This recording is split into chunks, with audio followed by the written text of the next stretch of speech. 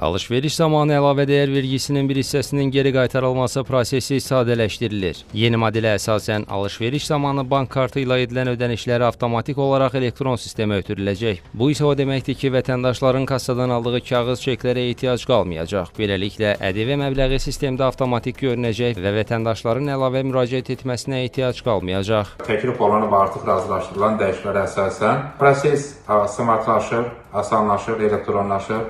Və də vətəndaşlarımız üçün daha qısa zamanda ƏDV-ni geri al mexanizmini istifadə etməsinə və plastik kartlarla ödəniş edən zaman smart kassalardan istifadə edərək qısa müddətdə ödədiyi vəsaitə görə ƏDV geri alıb öz hesabında görə biləcəklər ki, bu da təbii ki, prosesin tam elektronlaşmasına imkan yaradacaq.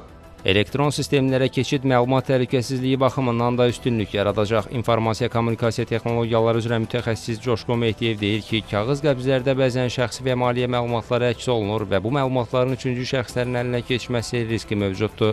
Rəqəmsal sistem isə bu məlumatların daha təhlükəsiz saxlanmasına imkan verir. Hal-hazırda terminallardan çıxan bəzi qəbzlərdə vətəndaşların adı, kart nömrəsinin müəyyən hissəsi, əməliyyatın məbləği və bank əməliyyatı ilə bağlı digər məlumatlar əks oluna bilir.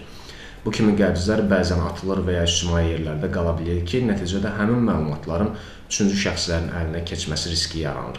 Rəqəmsal sistemə keçid isə bu məlumatların kağız üzərində yayılmasının qarşısını alır. Məlumatlar birbaşa elektron bazada saxlanılır və yalnız istifadəçinin şəxsi kabineti vasitəsilə əldə olunur.